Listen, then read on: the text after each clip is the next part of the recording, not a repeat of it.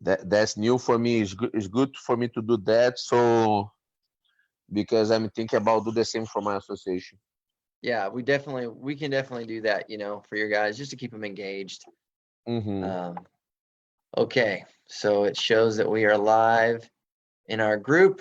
I'm going to bring it up on my phone just so that way I can see if anybody has any comments or questions. Hey, Mm-hmm. everybody. We'll give you guys a few seconds to get logged in so that way everybody can catch up before we technically get started. Okay. Perfect. All right. And I'll keep an eye on these comments. So if anybody has any specific questions, Mm-hmm. then we'll be good. So first off, I'll do introductions. If some of you guys don't know, this is Bruno Bastos. He's one of my best Mm-hmm. friends and mentors from Jiu Jitsu. We met like over 10 years ago through some mutual Mm-hmm. friends, and we'll get into that story soon. But if you Yes. guys didn't read the bio of Bruno's background, I mean, he's definitely one of the major legends in the sport, honestly, as a competitor, as a coach. And I know that he's too humble to ever admit that, but it is the truth. I think that one of the biggest things that Bruno is known for is really what you did for Texas, because you were one of the major transitions that brought the Texas BJJ scene together.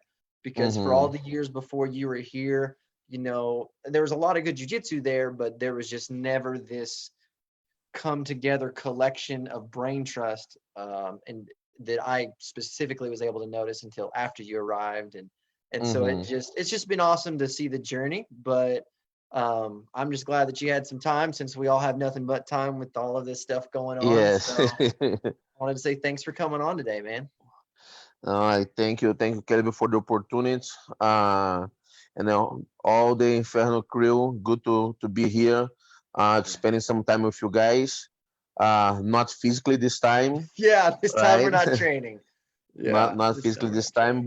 but with all this like craziness going on, right? With the virus and then the economy, Yeah, so there's so much going on that I think it is important to show what really jiu-jitsu teaches us, like the yeah, resilience, the ability of solving problems, yeah, finding solutions to keep living. Because the one thing that I always say, I said on my seminar last year, life is a competition. So yeah.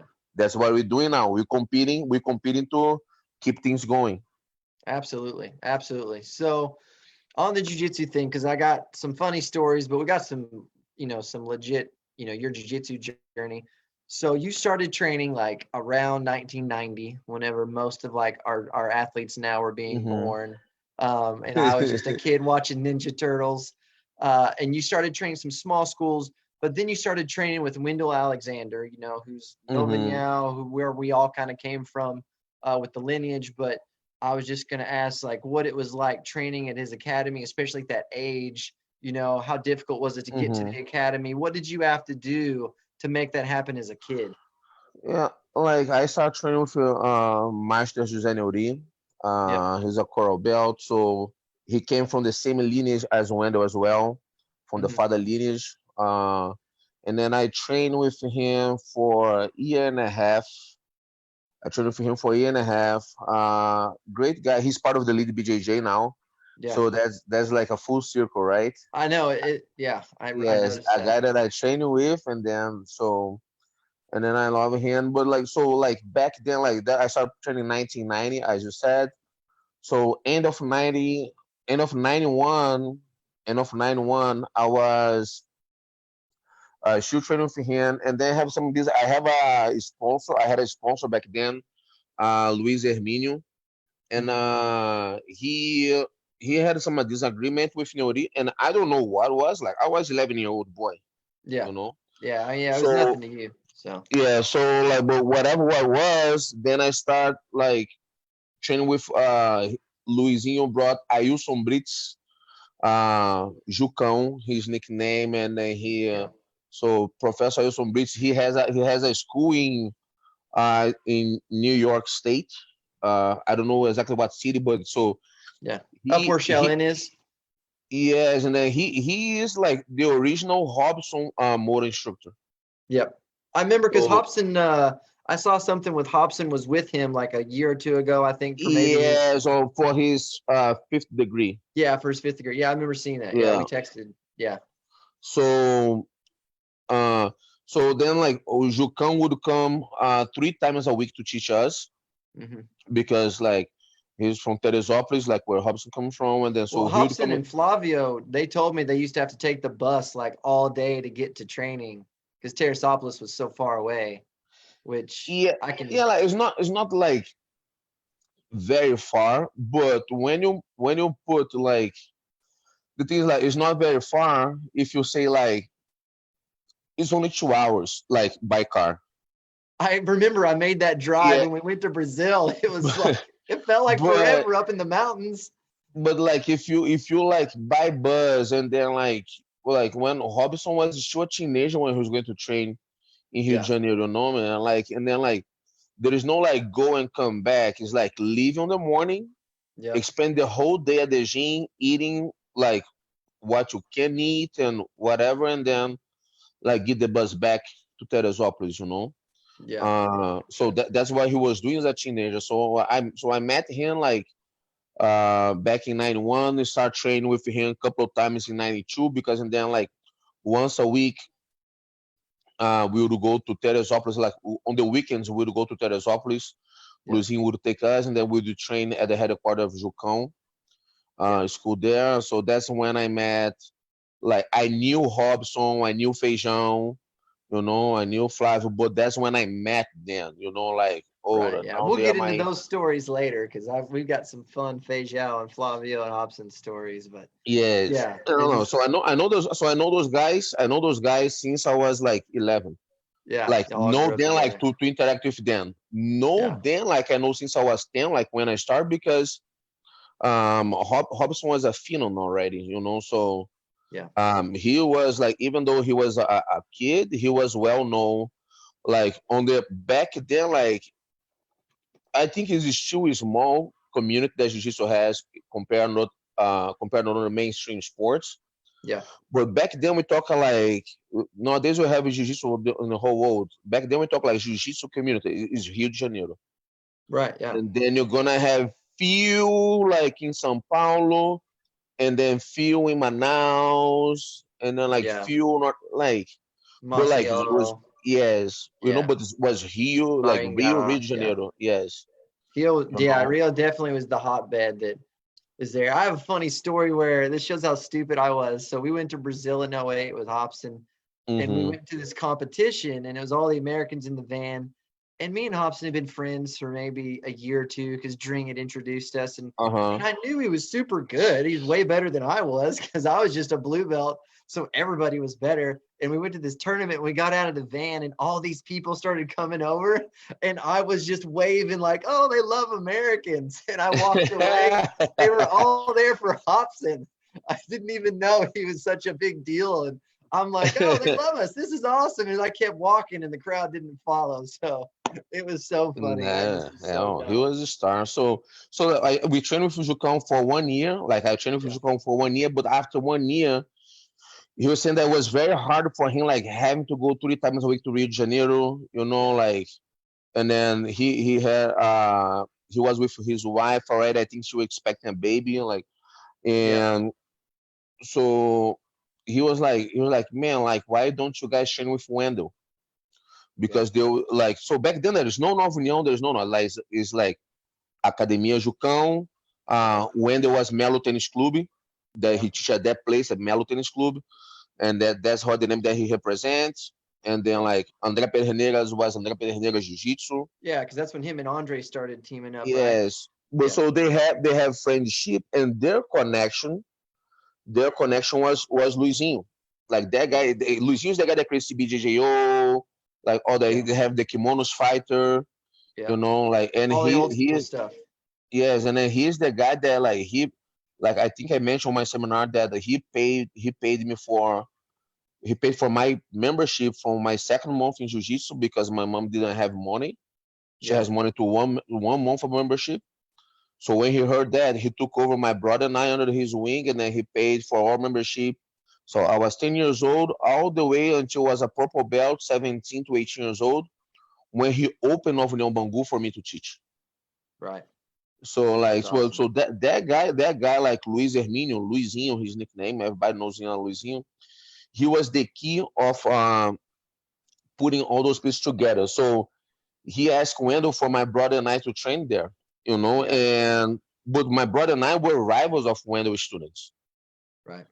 because since we started with Neuri, we would compete with his students all the time. And then back then in Rio de Janeiro, everyone was fear Wendell's kids. Yeah. Yeah. His kids were well known for finishing everybody. There. Yeah. You guys, whenever the Nova and Yao came on the sign, well, even before Nova formed, like you guys had such a reputation. And I always chalked it up to like the jujitsu game evolved with you guys where it became more movement based, where it was Mm-hmm. all like instead of like the hold and squeeze that you would see with a lot of the classical styles, like the Mm-hmm. Nova group, it was a lot of the half guard, active, multiple attacks, a very mobile game. Mm-hmm. From the outside, whenever I would go back and watch some of the old films from the old days, and especially when Nova was a powerhouse in the late '90s, watching how Mm-hmm. they competed, and how you guys looked versus some of the other competitors, it was just like almost a different style that I honestly think opened the door for this new sport jujitsu that's so like wild and different and just so Mm-hmm. creative. And I really feel like it was you guys that broke the mold, especially on the Yeah, competitive circuit, no, which we definitely have uh, a hand on part of the Jiu-Jitsu evolution. yeah. You And know, I mean, everybody played their uh, part, but yeah, exactly. you guys definitely were leading the charge of that aggressive. I mean, they were always athletes, but there's a difference between athletes and competitors.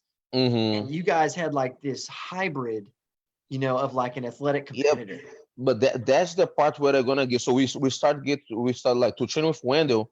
Wendell made a bet with Luizinho because for Luizinho everything was about betting, Hmm. you know. And then the bet was okay. Luizinho would take my brother and I to Melo Tennis Club, and then my brother would have a super fight against. Do you remember Leo Peçanha, Leonardo Oh yeah, Peçanha? yeah, Pisania. Yeah, yeah, yeah, yeah, So Peçanha and my brother are the same age. So we talk about two 11-year-old kids. That yeah. was the super fight on the mat, on the middle of everybody, until someone tap, and then if my brother wins, we can train at Melo Tennis Club. If Yeah. my brother lose, we cannot go back there. Oh, I love it, man. I But love it. you don't know, it is like two 11-year-old boys. Like how crazy is that, right? Yeah. Yeah. And Old then school. like my brother won, so we start training with Wendell, and man, Wendell changed. Like we were successful in competition already because man, I can count in my hand the time that I lost until I was adult, you know. Yeah. But Wendell definitely changed our jiu-jitsu because he would work on our mind. Like we didn't have a good financial situation, and most of his students, like majority of his students, I would say like maybe 95% were on that situation. So he would put on our Yeah. minds that we didn't have anything, and then so other kids that had, they didn't have the right to take that away from us. The only thing that we had. Yeah. So we were going to tournaments like we're not going like to compete. We're going to collect another gold medal. That Yep. was the mindset, Yeah. and I think that's why such aggressive style back then. Yeah. And I carried that style for long time of my career. Like nowadays, like I'm more like conservative stuff like that. I think it has to do a lot with stages of life. It's that shelf life. I mean, you can't Yes. go full blown. 18 to Mhm. 25 to 28 is usually like a stage with athletes, and then you Mhm. see that like 28 to 35 as a stage, and then that post 35 stage starts to change the game, and it just Mhm. there's shelf life on how fast and strong you can go, and a lot of it's Mhm. not even the competition in that moment. It's almost just your recovery time of able to get your training volume high enough because your body just can't Mm-hmm. recover Yeah, but like so from back training. then, like it was just like just when they're doing that by instinct, like there was no knowledge, no like sports psychology or no like strength and Right. conditioning program, no periodization. Was just like Yeah. that's what I was like his Just take the instinct. beatings and show up. Yeah, Yeah. yes, and then like You so train injured, you know? yeah, so 93, Luizinho made a bet with André Pereira. André Pereira bought a car with Luizinho because Luizinho has a car dealership. Yeah. So André Berengues bought a car with Luizinho, and then Luizinho like, oh man, you and Wendell should get together because like Wendell has a great group of kids and juveniles, you have a great group of adults. So you guys never win tournaments because back then didn't like separate by age groups. The trophies Right. was just like one trophy. Yeah. And then he'll say like, Free you for guys don't all. win tournament. Yeah, you guys don't win tournaments because you do well, Wendell do well, but you guys don't have like each other like to support. Like Wendell doesn't have adults, you don't have kids and juveniles, and Right. then teams that have all the way from kids to adults are the kids that are winning. Yeah. All right, so Yeah. that It was was his idea. that's one thing like jujitsu, a lot of people don't realize is it used to be much more like wrestling where, there wasn't as many divisions. It was kind of like you show up for like this weight or this age, Mm-hmm. and then the belt rank started a little bit, but it used to there was not near the divisions because there just wasn't participation. I mean, you just basically everybody showed up. No, like as far as like age group, like weight class, always have that. What I mean is like the team trophies. Like nowadays you're gonna see worlds like a team trophy for juveniles, team Right. trophy for Okay. males, team trophy for females.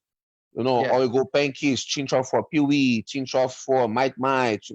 So back then they didn't have that. It was like So there's one only like the one team trophy for yes. all the division. Yeah, yeah, yeah. I see what you're saying. Yeah. Yes, exactly. So his idea was like put them together to win, and then like he bet with André Pederneiras. Me, you do you remember Dudu Barros? Dudu Bajos. Oh yeah, no, Eduardo I Barros. remember the first name. Yeah, yeah, yeah, yeah. Yes. So like back then he has never lost a single match, and he was there golden boy, like he was doing privates with there.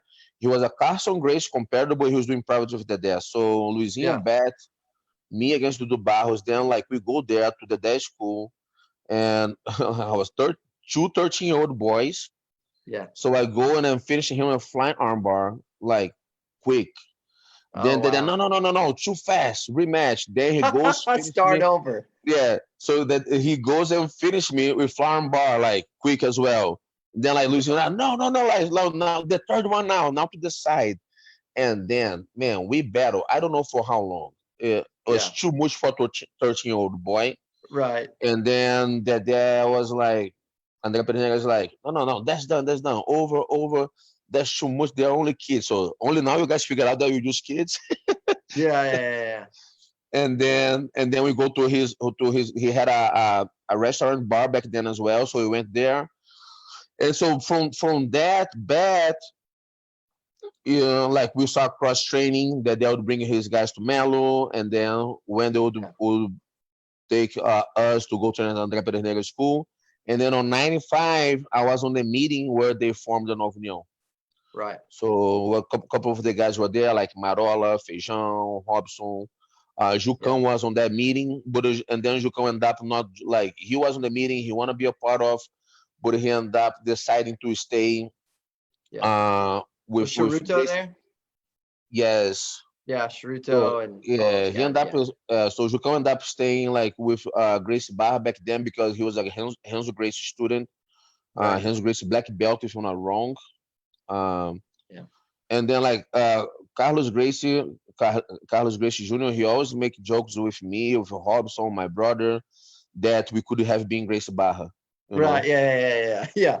You could have been because the future of yeah, that because org. we compete Clube Jucão Yeah. when we were Jucão students, but Jucão himself would compete as a Grace Barra, Right. Yeah. you know. Like yeah, because his instructor was Gracie Boss, so he competed under his banner, but then he had his school, so you guys competed under Yeah, Cal's banner. Yeah, and yes, and especially now, that's just so typical of how it is. Now, yes. fast forward a little bit. you won the World Cup in '07 and then Mm-hmm. World Championship in '08. CBJJ. Um, Uh-huh. Now, of those two, when you won World Cup and World Championship, which one do you think was like the most? Which one do you feel like was more validating? Like, which one do you feel meant like, you know what, this was a dominant performance? Yeah, I think the CBJJO, because CBJJO, everybody was competing there. Yeah, Like a lot of people would compete at BJJF and CBJJO. So for me, like that was like a big victory. And then CBJJE was really tough tournament, mm-hmm. but I think I already start uh with like it was like more like political than anything, right? Well, me as athlete, I just want to compete. So Yeah, have like really good names CBJJE, like André Galvão, Roberto Tosi, Leandro Lô, Teles, mm, like all those guys, like Ebert, all those guys they have competed CBJJE. Uh, but I think the name wasn't as big as was CBJO. CBJO, no, like CBJO, you'd see Jacaré, Margarida, Tererê, Demian Maia, Cyborg, like all those guys, big they would names. compete, yeah, both. Yeah, And then like when CBJE came, like CBJE came in 2007, and that was the first year of Worlds United States. So was already the shifting of direction of the magnitude of jiu-jitsu as a business like coming to the United States. yeah, yeah. You know, Now, so I um, I, I don't know if that makes sense. no, it does, man. Well, because like that goes to my next thing was like, so probably one of my favorite old video clips to watch is like when you went to ADCC in '09. Like, Hmm. I mean, man, you were just blowing through people. Like you submitted like more guys than you didn't. Um, and I feel like that was almost, I feel like, a stamp of whenever you were like on the world stage where people really were Hmm. starting to notice because you had such a good performance that year. And I think that it was you. Was it you and Andre in the finals in Yes. '09?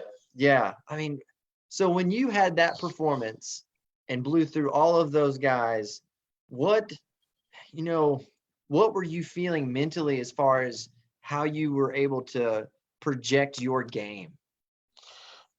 Caleb, is like I think for me, like the thing is like I was two, I have to go back to 2003. 2003, I lost the final of the trials to Ronaldo Jacaré, Hmm. right? So I lost to him by points, and so I went to the main event in São Paulo because ADC was in São Paulo in 2003. So I went as an alternate, and I Yeah. was alternate my division. Marcelo Garcia was alternate in his division. Yeah. Marcelo Garcia ended up competing because Dennis Hauman, like former MMA fighter, he couldn't make because he got injured in a fight. And like I made weight and everything, but I didn't compete because I was just alternate. Right. So for me, so it was my dream to compete at ADCC. Then I go and get invited in 2005. All right, and then for the second time in my life, my visa was denied in the United States. Now, So there's a story about that because mhm, how many times did your visa get denied before you got to come to the US? 3 times. And man, I mean, for most people give up. They're just like, man, they're not going to Yeah, give it man. to me. Man, But I that's was not like, that's not how I'm you're gonna say wired. that I got on the point. I got on the point like when finally got my visa, I was like sure that if they deny my visa, I was going to find something else to do in life, and Yeah. it would become a hobby. Yeah. But like, so 2005, I was invited. The hardest thing that to do is to be invited because it's only 80 invitations for each weight class. Right. And how many good guys can get the invitation, right? So I was invited, and then my visa was denied. 2007, I was invited again, and Hmm. 2005 was LA. 2007 was New Jersey.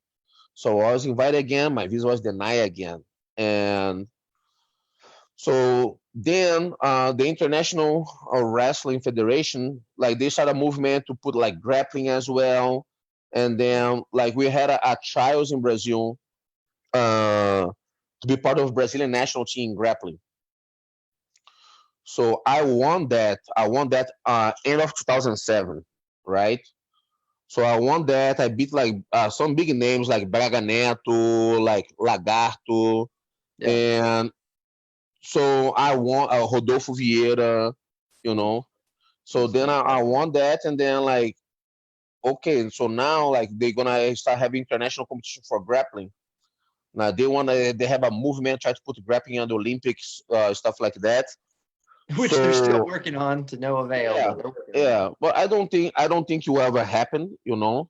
But they were doing that back then. So, anyways, so I was like, so I went to the Confederation of Wrestling and asked if they could give me a letter to compete at Nogi Worlds, 2008 Nogi Worlds, as a preparation for the World Grappling Games. Yeah. And then so they gave me a letter, and then the Olympic Committee gave me a letter as well. So I said, man, that's the last time that I'm gonna try that visa. You know, I'm going there, and then like I'm gonna see if I can get. And then I wanted to be at the 2008 World Championship, but my interview was scheduled for after the World Championship. Oh So no, yeah, you missed it. so I was going to be able to just try Nogi Worlds, and I was like, Yeah. fine, I'm gonna try that. So I went, and then like Caleb, like every time that I went there to the embassy, they asked me the reason to try to want to come to the United States. I show the tournament invitation, everything paid. It's not like I'm not going to work illegally or Right. anything Yeah. because that's what they think, right? Yeah. And they're like, "Oh, your visa is denied. Your visa is denied," and no explanation. No, they just tell you no, and there's Yes, nothing to do. Yeah. that time I go there, and then the guy, he looks the letter. I give it the passport with the letter and have the Olympic Committee stamp. Yep. So he see the Olympic Committee stamp, and he Yep. looked to me like, "Are you athlete?" I was like, "Yes, sir." It's like, "What are you going to do? What do you want? What are you going to do in the United States?" I was like, compete, compete, a Brazilian Jiu-Jitsu tournament." And then he's like, "Okay, your visa is approved." He didn't open my passport. He didn't Yeah. open the letter. He just saw the He just said, Olympic. He saw the Olympic Committee stamp. yeah. So, and then I remember that when I signed up for that tournament, all my friends from Nova União, like nobody signed up. I was the only Nova União guy at the tournament. They're like, Yeah. why are you gonna do that? You know, like it was just like a joke. People trying to make money or whatever. And I was like, man, I'm going there because like I cannot go to United States. Or that was my thought. I cannot go to United States. Let me just traveling to another countries, you know. Right. Yeah. Yeah. And that tournament ended up giving me that letter that gave me the that stamp, the Olympic Committee stamp, gave me the visa. So I came. I lost on the. I got second place in Nogi Worlds. I lost on the final for Roberto Tussa from Grace Barra. But I had a really good performance. Then people like, oh, Bruno Bastos finally in the United States, and I Yeah. got some coverage on the magazines, you know. And then like so, 2009, I came back. I did the ADC trials that we talk about, like Yeah. when I lost in the final for Lega Von, but I got invited again, and then the main event was in Barcelona. So I go there, but before I go there, I finally come to Worlds. I face Roger, and then Roger demolished everybody, and then he did Yeah. tap me, but it was a good match. Yeah. Like I Because you had a competed against Hodger, I think, like you competed against him a couple times, right? yeah, two times, but like on that first time, like I had a flying bar attempt. I have like a crucifix attempt. I even posted a picture another day, like people doing that, like picture challenge or whatever. I post that picture, like Yeah. me doing crucifix on Roger, you know, like Yeah. I swept him, and then like he swept me. So what was a fight like back and forth, and like Because that you put me, threw him too, like whenever you guys yeah, competed another time, like you got a takedown on him. yes, Like you yes, led with points on him, I think in all the matches I've seen, yeah, you were leading with points, yes, but then uh the huh, constrictor started setting in, which he's tough. exactly, exactly. So like so Yeah. that was like that match. Like I don't believe in coincidence. I believe like that works like preparation gonna meet the opportunity, right? Always. So and then like there was a guy there from Dallas watching the tournament. So he saw the match. So I leave California, go to Dallas, help Travis Luther getting ready for one of his UFC fights. Yeah. And then I go and pop online like on Messenger back then, like MSN. And then Yeah. Yeah. Yeah. I put online in Dallas. And then so I have a friend, Rico Castro, that he trained with Feijão back in Brazil. And then he was He. living in Dallas. I didn't even know that he was living in Dallas. And then he's like, Bruno, you in Dallas? Like, I'm in Dallas, man. Like, I'm here helping Travis Luther. Like, how long you gonna stay? I was like, man, I'm gonna stay another 2 weeks. And then he said, man, I have a guy here that he has an academy. I go there, I train a couple of times, and then he wanna just instructor. Do you wanna move to the United States? Yeah. I was like, man, I will meet the guy for sure, Yeah. you know. And then I went to meet the guy, and then the guy, he was a friend of Travis and the guy that I was hanging out with. Hmm. And then he was at the walls watching because he was trying to see like who, like somebody that he could invite. So that's what thing. Like I don't believe in coincidence, but like when I say, "Oh, there's just too much stuff together," right? Like I it's agree, man. Yeah. yeah, it's Ironic, small world. because when was that? When was that? Was that October of '09 that Yeah, you were so in like Dallas? so yeah, that was June of '09. When Because like I that's have whenever been we met. Because we met because you were only in Dallas for a little ways whenever me and Daniel came down and we stayed hmm with you at the small apartment. no, Um, that's already 2010. that was 2010. Okay, okay, okay, okay. Because I remember Yes, it runs because together. Okay. then like October I competed the CC. Uh, Yeah. I lost on the second round to Lovato on the overtime, Yeah. and then on Absolute I lost to Marcelinho on the overtime. But I had a really good performance again, and then I came to United States already moving like straight to Dallas. Yeah. Had made a deal already with the guy, and then the rest is history. Then we I met. I remember, so the funniest story of that whole thing, because Daniel never learned any English. His Oh English my was god! so bad.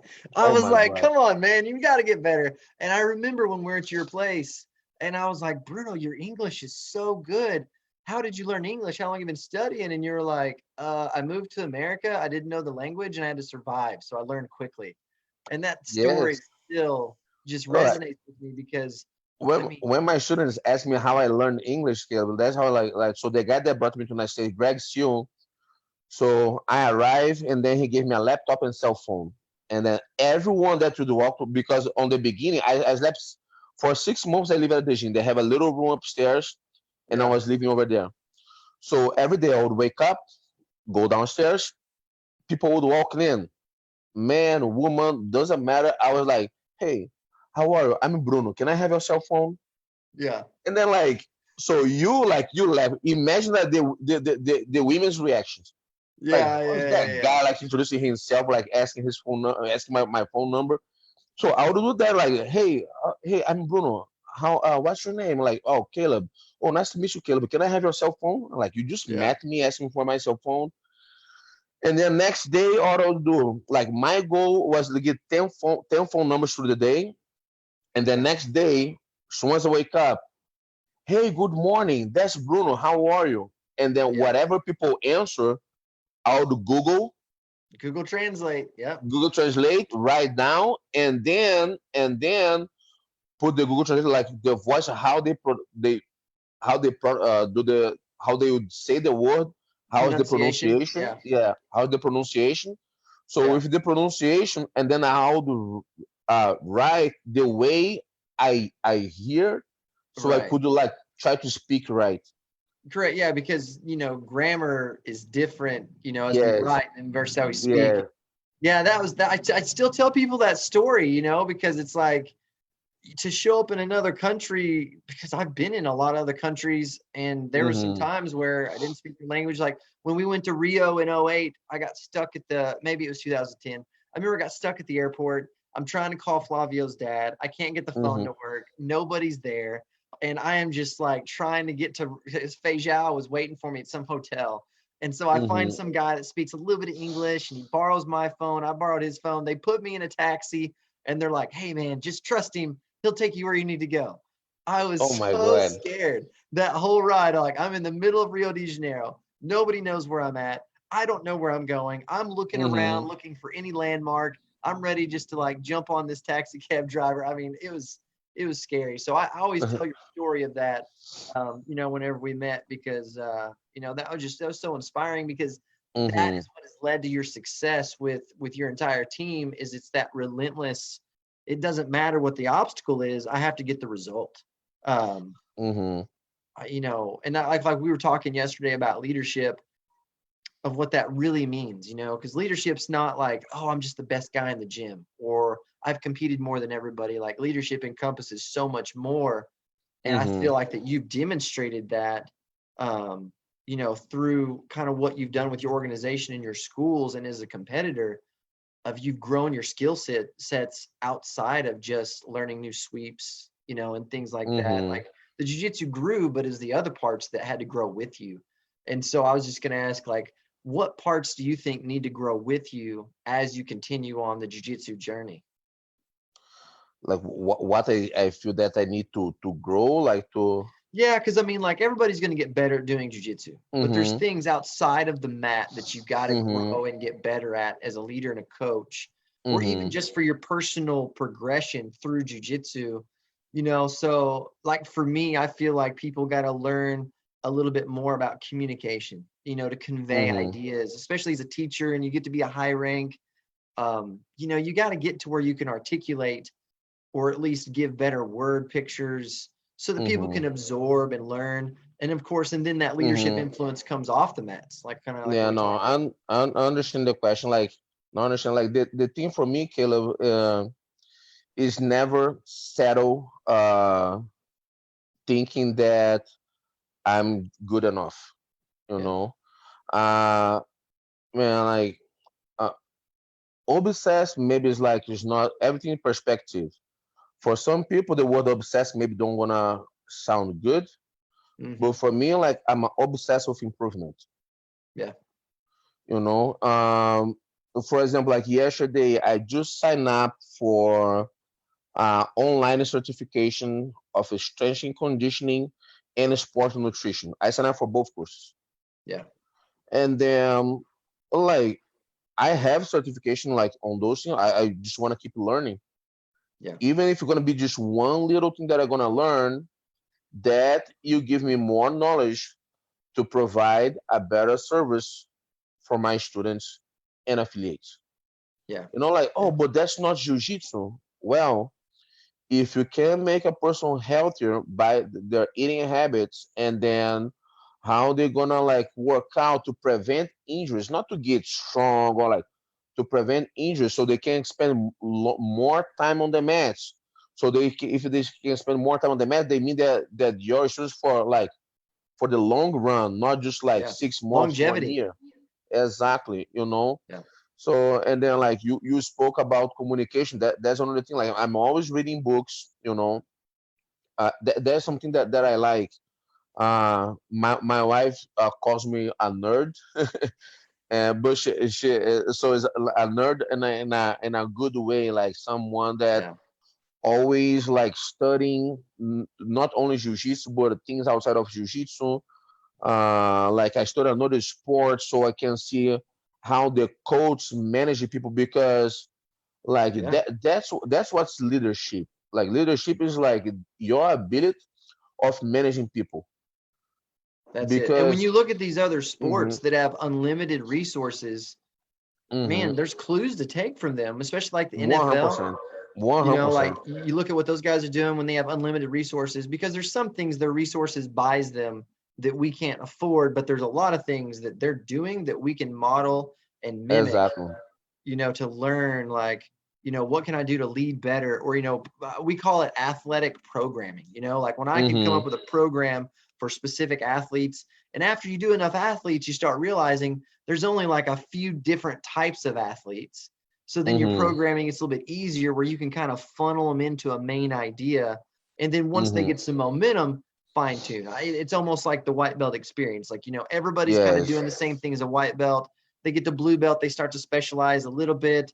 They get to purple belt, they get some of their own tricks, and so Mhm. your focal time of their specific game increases as they go through the belt ranks, but Mhm. on the beginning, they kind of fall into a few funnels. Mhm. Yeah. So like, so those are things that I do. Like, other things that I think that is very helpful for me. I mean, always bring people over here. Like high level competitors. And then like putting myself out there, like training with them, like because like in some schools, like higher belts, they like if they have somebody that's good as well, they avoid the training, or they don't want to like look bad or whatever. Right. Yeah. Like and that's not me. Like, and then so I think my students see my human side. Like, it's not the boss. It's not like no. It's like that's Bruno, Yeah. and he's here like among us, doing the same thing as us. Yeah. It One can't of be that mhm, pedestal syndrome where it's like, man, I'm the exactly. black belt or I'm the head coach, where Nah. it's like, Mm-mm. no, man, I get beat up just like the rest of you guys. I mean, like it just, Mhm. if we were training, Mhm. today, I would have got beat up today, which, I got a little, it's just like you find the time and it just, and I think that that's what almost helps generate the team, because when the team revolves around one individual, like when one guy is what the team is all about, it Mhm. seems to struggle. But when the team represents an idea, something bigger than any individual, and that's Exactly. one thing that, like, you've always done such a good job about, because you've always been a servant leader. It's always like, what can I do for you? What can I help you with? Mhm. And that, I think, has given you so much momentum, because people respect that, because they're not measuring you by these little metrics like, well, did you win the last tournament? Did you win this gold Mhm. medal? Did you beat this guy on the mat? They're measuring you by, are you pouring into the students? Are we pouring into each other? You Mhm. change what they measure. And Dream talks about that a lot, where he's like, man, be careful what you train your people to measure against, because sometimes they'll measure against something that's not reality, because anybody Mhm. can win on any day in a competition, but that doesn't define your jujitsu in totality, Mhm. especially as a coach. Um, Mhm.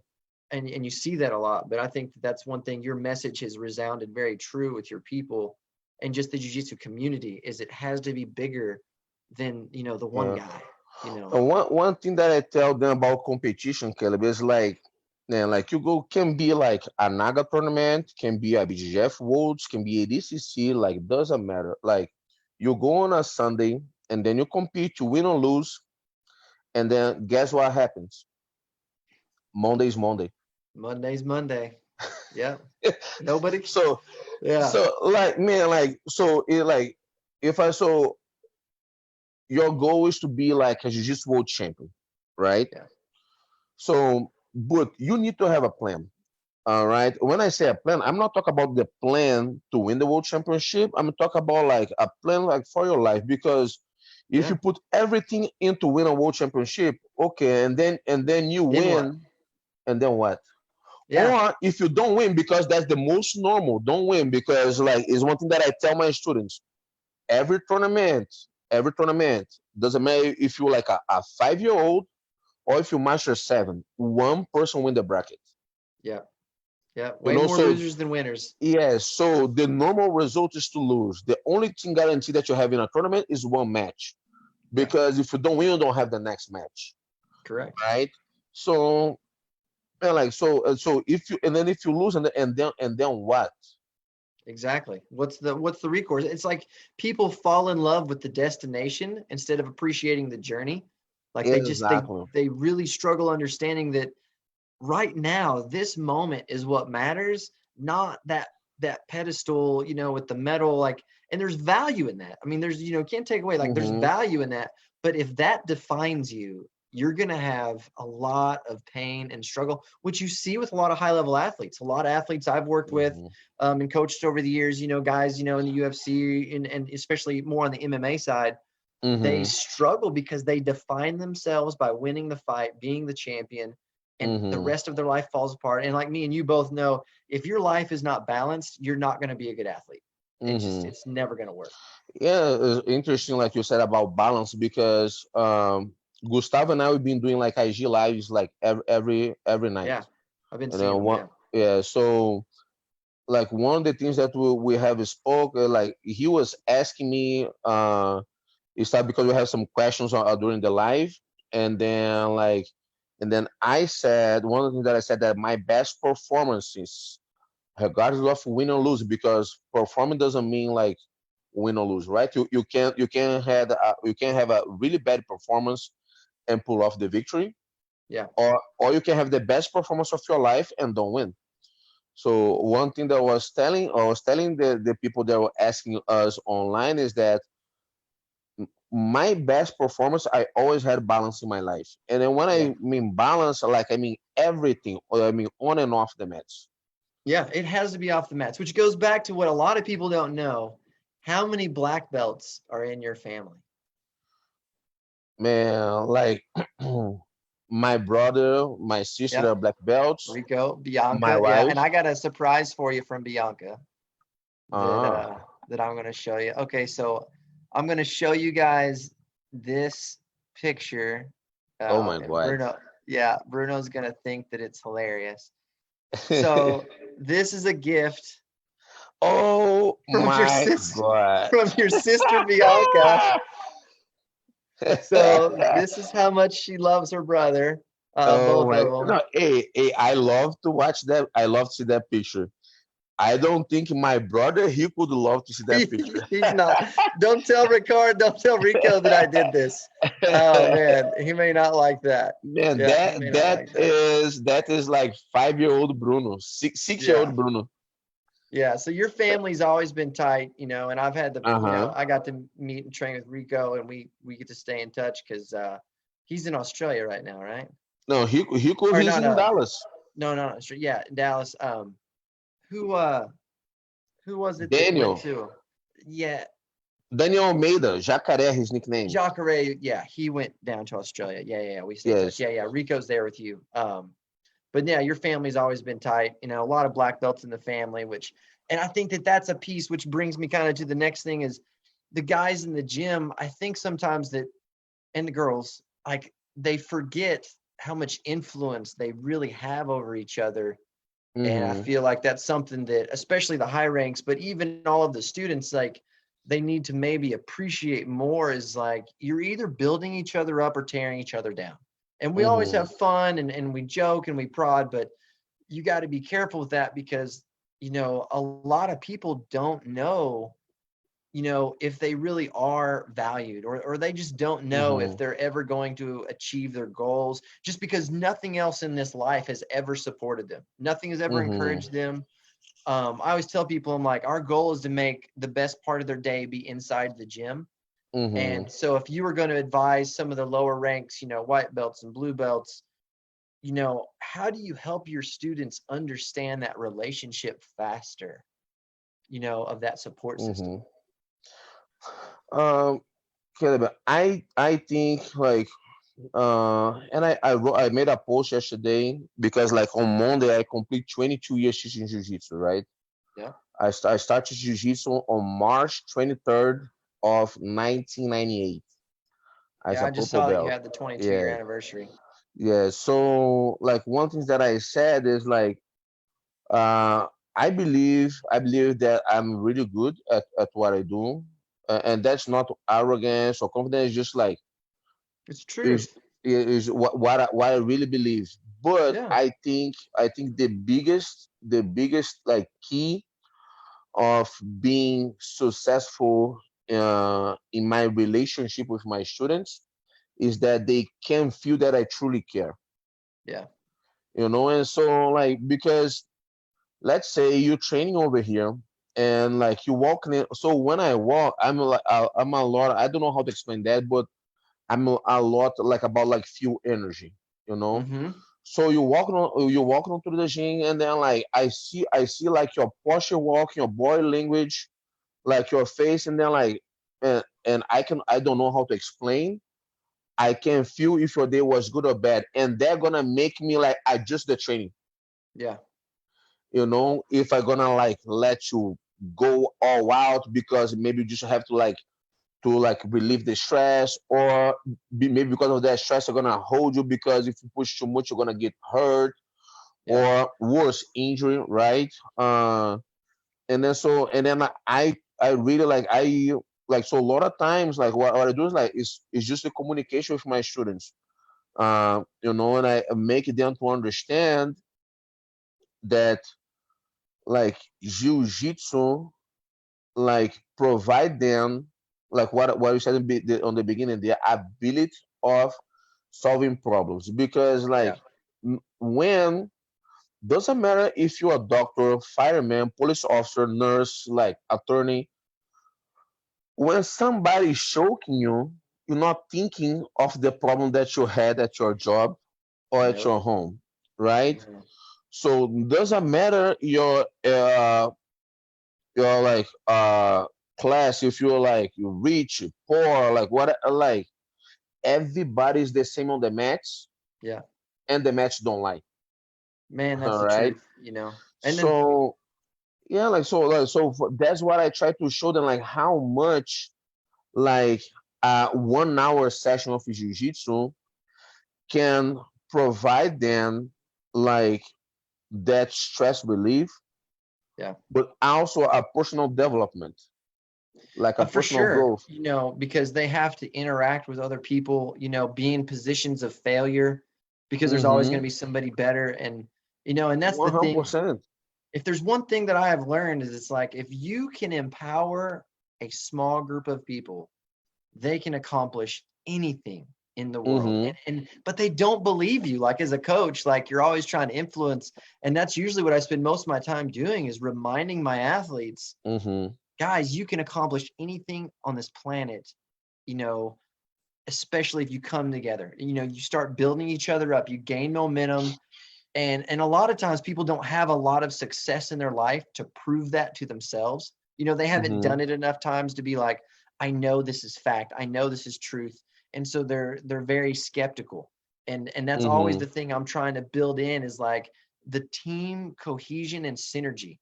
Like you look at one of the greatest basketball coaches of all time, and he always talked about having a standard that was so high that he's like, for athletes to come on the team, he would sometimes pass over a high level athlete because he wouldn't fit into the standard and the culture, because as Mm-hmm. Coach Wooden, when he talked about this, um, and that was when I look at these high end coaches, and a lot of them talk about that, is it's like you have to have a standard not only for yourself but how you interact with your team to build each other up, to make each other Mm-hmm. better. Because my job as a Mm-hmm. teammate sometimes is to crush you. Like I'm going to make your Mm-hmm. life miserable today, but when the bell rings, I'm there to pick you up, support you, to make sure that you can get up and do it again. Mm-hmm. Yeah, like one thing that I think make a difference, Caleb, because I talk I have a hashtag that I use, and I always talk to my students about winning culture, right? So it's Mhm. nice that you talk about culture. So I talk about winning culture. And then winning culture, when I say that, doesn't mean gold medal, all Yeah. right?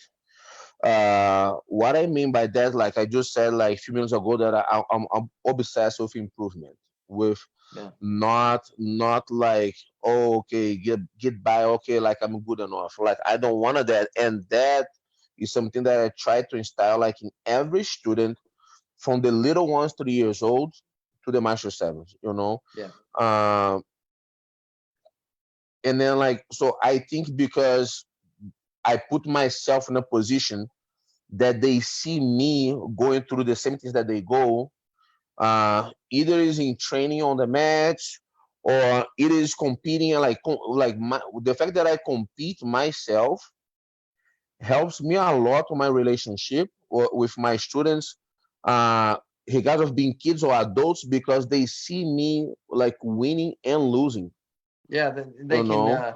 they can identify, with the same issues, Mm-hmm. it parallels very well, that Mm-hmm. experience factor of just like, hey man, I know what it feels like to get beat up, or I know what it feels like to lose, or know what it feels like to Yes. win. Because sometimes I think we have to spend more time helping the guys that are winning a little bit versus the people that are losing. Because sometimes people, winning, when they get a little bit of momentum, they start putting too much pressure on themselves, and then it starts hurting Hmm. their performance, and it starts bleeding into other parts of their life because, well, man, I won this one, now I got to win this one, now I got to win another one. But that's part of the process. I It's tell them like exactly, they got to sometimes grow. like they have to grow. So it's like, so I have two kids, right? Yeah, And like Maria, she's only 4 years old, so she trains like play. She's 4 years old. yeah. She's at Yes, that age, but yes. Zhao's a little bit So older, right? João, he gonna turn 7. He's Yeah, competing because he wants. He competes because he likes. Uh, and then it's the cool thing that he loves other sports as well. Like he loves baseball, so it's nice that he have like his team. you yeah. know he loves like watch like documentaries from the ocean, like he loves sharks, stuff like that. He knows stuff more than I know about sharks. Yeah. But anyways, like, so like he will like last baseball season that he was doing, he had one bad game, and then, man, like, put everything that I know about jiu-jitsu all the other way around is what I don't know about baseball. Right. Yeah. So I I I think like when I go watch him in baseball, I'm the perfect parents. Why? The parents that like, oh, go, like, oh, you have to do, like, no, Right. I don't say Yeah. anything. I don't say You anything just because I sit don't and watch, and you're understand. like, good job. Yes. So I mean they're just supporting, right? And then so like he had one bad game, and then he cried at the end of the game because he couldn't hit the ball. And Yeah. then like for me, like as a father, of course it hurts seeing him crying, Yeah. right? I'm giving my son as an example, like I do that for every student, Yeah. even the older ones, Well, the fact that right? you can do it for your own kid is what makes it such a superb example, because you're Hmm. emotionally compromised with Joao versus, other students. So Exactly. That's why I'm yeah, giving that example, because then like, so for me as a father, hurt seeing him cry, but yeah, I didn't even got close. I let the coach handle, yeah. you know, Well, because came that home. relationship has to forge. Exactly. Came home because that don't gonna be always be there, right? Yeah, So came home and then like went to jiu-jitsu, blah blah blah.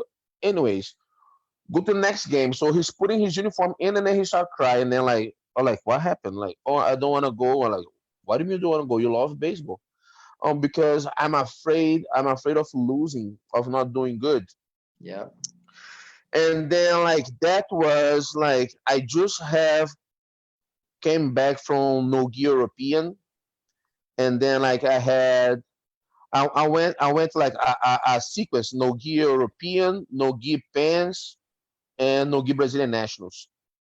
And then so I had a I had a gold medal from the European, and a silver on the absolute, and a yeah, gold medal from Nogi Pants, and I didn't have a medal for Brazilian nationals. And then like I put the t-shirts of each tournament. I put the medals on top. Was like, what happened on that t-shirt here? He's like, a gold and a silver. And like, what about that t-shirt here? He's like, a gold. What about that t-shirt here? Like, nothing.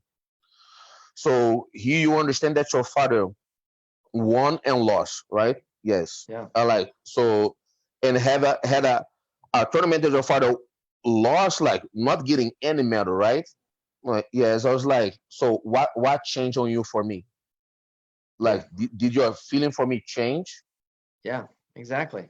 And then so like, and that's what I tell my students, like when they go through like struggles in life, and they're gonna have struggles in jiu-jitsu, and that's why like jiu-jitsu and sports overall, but jiu-jitsu, like, because baseball is like a collective sport, Yeah, but jiu-jitsu, man, you can have the best coach in the world, the best teammates in the world, and everything, and it's but all on you. when you step on the mat, you have to deal with your, like, even in training, you have Yeah, to deal with your decisions, with the consequence of your choices. Either they're gonna be good, or they're gonna be yeah. bad, and then It's like, one or oh, the other.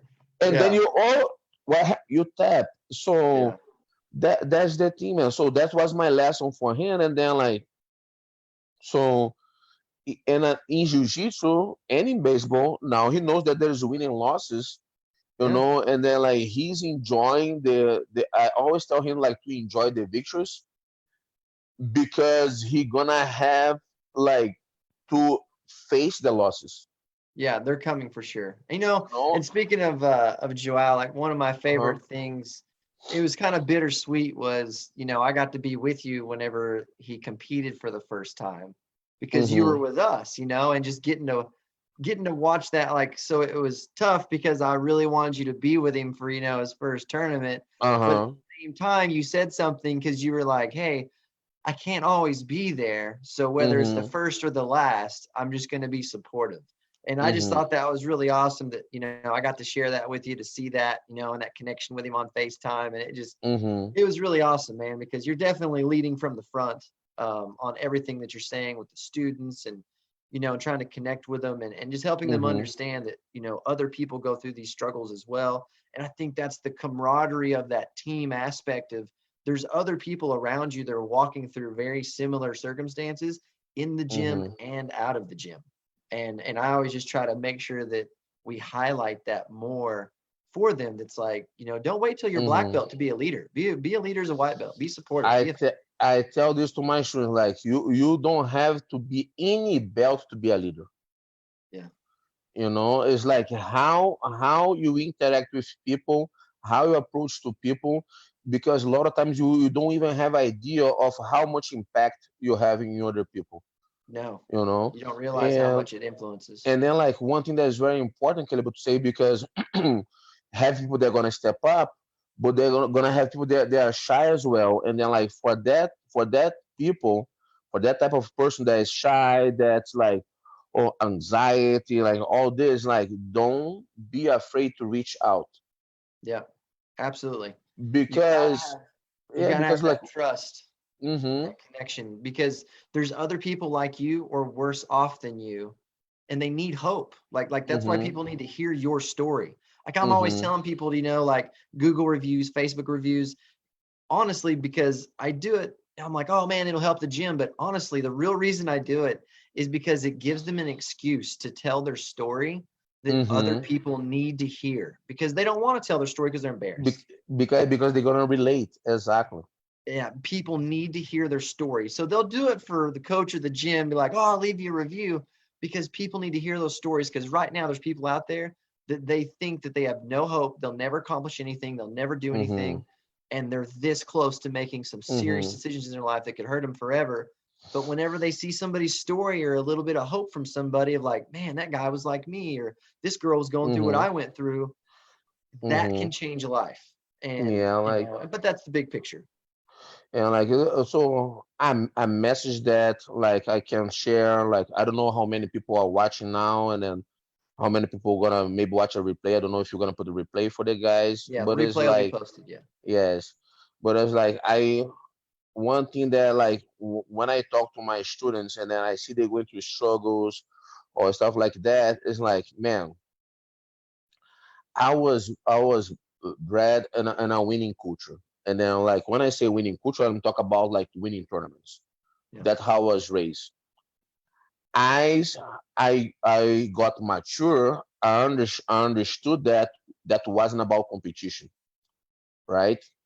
So when you Caleb go and sign with me as a student, for example, like you becoming part of a winning culture because on that moment I commit myself of your self improvement Yeah. because I love jiu-jitsu, but it is beyond jiu-jitsu. All Absolutely. right. So and that when comes the winning culture because life is a competition. Because you're gonna Absolutely. have to compete for everything that you want. Yes. So that's the message that I can like give to your students, like, man, like I love jiu-jitsu, but it's beyond jiu-jitsu. So I my Yeah. commitment is to like to help you to improve yourself, Be you successful no know, matter what. and no matter, and then like in any field, like Yeah. Doesn't matter the where. the jiu-jitsu is a tool that I have the ability to use Yeah. to help that, Yeah. you know. But like that's it. So and I think like those things like I believe that when you do good, you receive good, and that's Absolutely. why I think I have been able to being successful in life. uh, I have like some of my dreams accomplished. Like I have family, a beautiful Yeah. like wife, kids, and like now like the whole world like go is struggling with that. We know that some business gonna break and then like some people Yeah. gonna suffer, Yeah. but and then that's when it comes to resilience, you know. Commitment Uh to each other. yeah, exactly. And then like keep supporting each other because like nobody accomplish anything meaningful alone. Nope. And anything worth accomplishing, you don't want it to be accomplished alone. First thing you do when something great happens, you got to have people to share it with. And that's Yes. kind of what the whole idea that I think that so many of us come from, because I always look at it as just the old Nova group, because we're all still kind of friends, and you guys were the Mm-hmm. leaders, whenever you got your black belt, I was, just like a dumb white belt, didn't know anything, and then coming through to where now like a lot of us have schools, and I just go back to like that original group and kind of the standard that was set through so many of the old school guys, that now like it's just a reflection of that. I mean, the hard work and Mm-hmm. the effort and just working every day, but now everybody's growing because like you've grown into this leader outside of the industry. Gustavo's doing the same thing, and you see so many people. I mean, it's like looking at Dring. I mean, he's half metal all the time and he still trains, but he mentors me Mm-hmm. on so many things outside of jiu-jitsu just because he has life experience, but Mm-hmm. that ability to parallel it with things I'm familiar with, because we will never have to stop passing guard. You're never going to Mm-hmm. have to stop passing guard. It's just getting better at it. And Mm-hmm. it's the same thing in life, like there's always going to be Mm-hmm. obstacles. We just got to be able to navigate them a little bit better and easier, and that's what I feel Mm-hmm. like you're bringing to your people, man. And I appreciate you for bringing that to my people, because things are tough right now. Everybody's cooped up and bored, and we're just itching for some jujitsu and training. I appreciate you spending some time with us, man. And and of course, we'll be seeing My you soon and pleasure. have you back up. Mm-hmm. So, but yeah, we'll be paying attention to the Instagram lives and the Facebook lives. Yeah. I'll post the Tonight, link. tonight we're gonna be going live at 8 p.m. like Texas time. Arkansas is the same time as Yeah, Texas. yeah, we're the same. So 8 So p.m. yeah. tonight, we'll see you on Yes. IG Live. So I'll make sure I post the link in the group for everybody. But I appreciate you, Bruno. We'll be talking soon, buddy. Caleb, thank you very much. And then, guys, was a pleasure to be here spending like some time with you guys. As I said, don't forget, I love Jiu Jitsu, but it's beyond Jiu Jitsu. Let's support each other. Oh, Oh, thanks. oh, Caleb. You, buddy.